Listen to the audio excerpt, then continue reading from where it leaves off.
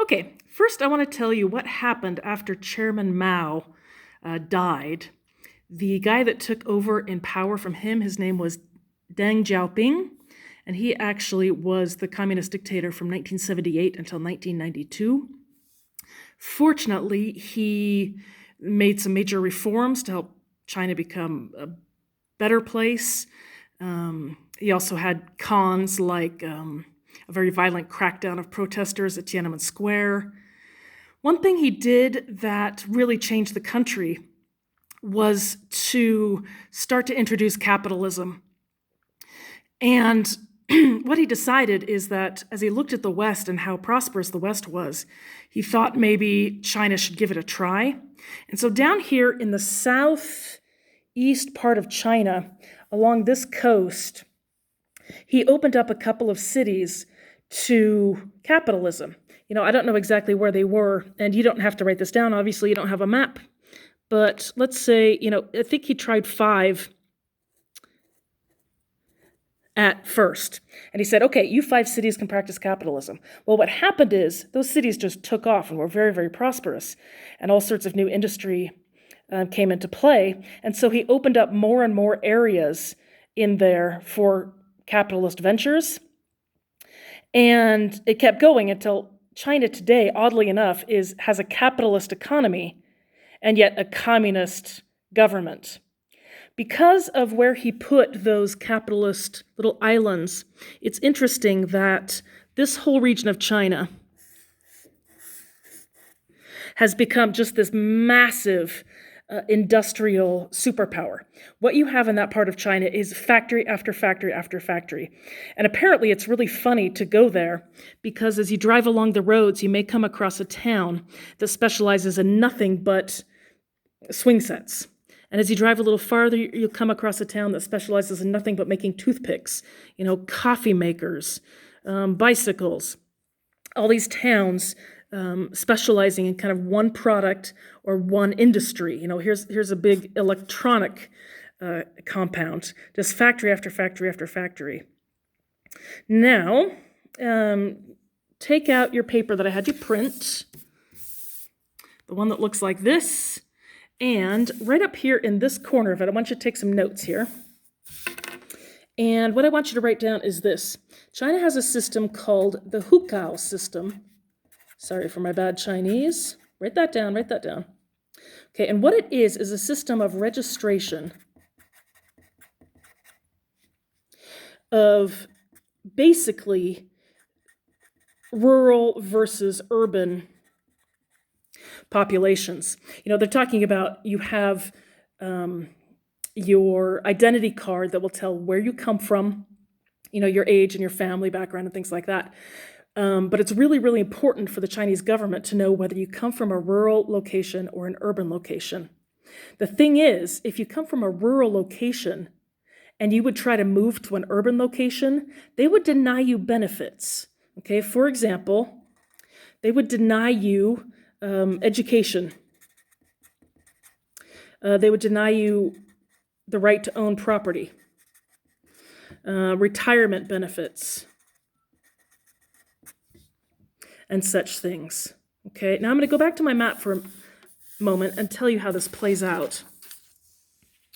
So right now, with this area of China just having factory after factory after factory, where you can get a decent job and make a life for yourself better than you can out in your farming community, what's happening is you have people from all over rural China who are flocking to this area to find work and to find the factory jobs. But because they have their registration card that says they're from a rural area, if they move into these cities, they can get a factory job. There's a big market for it. Still, the labor pool is very, very high. There's a lot of people wanting the same jobs. You will find people lining up for miles, to get one job. But even people that don't live in these cities, people from rural areas can find factory jobs. But the problem is, they can't own property while they're there. If they have children, the children can't get educated in that city. So what happens is this: you have a lot of people that live in rural China. That's where they're from. And let's say there's a family right here that you have a young wife, young father, and a child. Well, they can't make a good living there. So they will go and live in their factory complex in dormitories, little dormitories, like going away to college. And some of those factories will actually even offer some child care and some child education right there in the factory, but not in the town. They'd be denied education in the town. But a lot of times, a young family like that might decide to leave their child with the grandparents out on the farm, travel in and work long hours, stay in the dorms. It'd be a long, hard, painful, boring, bleak sort of a life, and then never travel back home except for maybe once, maybe twice a year, maybe not even seeing their spouse, maybe not even seeing their child.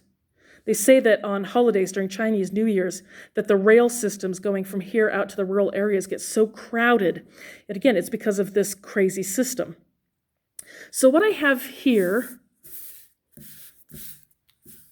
is an interesting little itty-bitty story that talks about somebody who is trying to get a certain job, and some of the things that I just talked about will apply. And it's just fascinating to realize that China, has so many people trying for the same jobs. This is a hypothetical situation. You wouldn't see anything exactly like this. But let's take a look at what happened, in this fictional piece.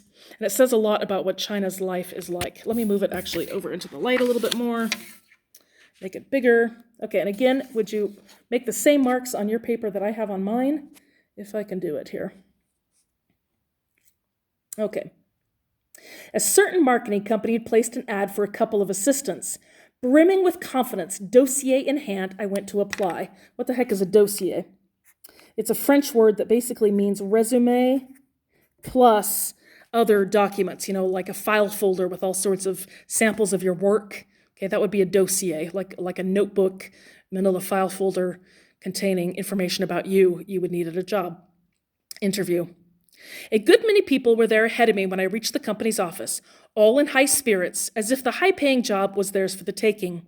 As I looked them over, I couldn't help feeling that I was certainly no less qualified than any of them, and I had absolutely no reason to feel inferior. With that thought, I took my place at the end of the line, filled with confidence. Again, imagine standing in an actual line waiting to be interviewed. The line began to move, and each applicant handed an admission slip to the guard at the door, who tore it in half and let the person in, sort of like having your ticket punched at the train station. By every indication, this company employs strict hiring practices, and that's good news, I said under my breath as I waited patiently. Finally, half an hour or so later was my turn, so bracing myself, I went inside. I walked down a corridor that abruptly forked off, one corridor to the left, another to the right. I was wondering which way to go when I spotted a small sign. Those with a bachelor's degree or higher from a top university, please go to the left. Everyone else go to the right. So there is a job qualification. Having a bachelor's degree from a top university. And because, there's so many people that want jobs like this can afford to be picky. They want somebody with a bachelor's degree. Then it says, I cheerfully went to the left, turned a corner, and saw another sign. Those who were 5'8" or taller, please go to the left. Those shorter than that, go to the right. I was elated. What a fascinating company, I was thinking, and what a brilliant scheme for weeding out most of the people. I continued on to the left. Now look, they just judged that candidate and judged people on their height. This is something that would never fly in America, right? We have anti-discrimination laws. But in China, they are allowed to judge you based on your appearance. I'd taken only a few steps before I reached yet another sign. Those who speak a foreign language well, please go to the left. Everyone else go to the right. Again, it was off to the left for me. So, foreign language, there's another quality that they're looking for. There were more signs, one after the other. Those who are computer experts, please go to the left. Everyone else go to the right.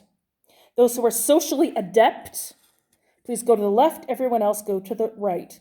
Those with the pleasant appearance and refined demeanor, please go to the left, everyone else go to the right. Legal residents of the city, please go to the left and everyone else go to the right. So there again, you see the candidate being judged on their appearance, looking for somebody that looks good, which would never fly in America. And there you see evidence of the hukou system. Legal residents of the city is what they would prefer. And if you're not, then in this case, you're disqualified. For me, it was left, left, left. This lady's feeling pretty good. Yay. So far, she's met all the qualifications. And I congratulated myself for meeting all the qualifications.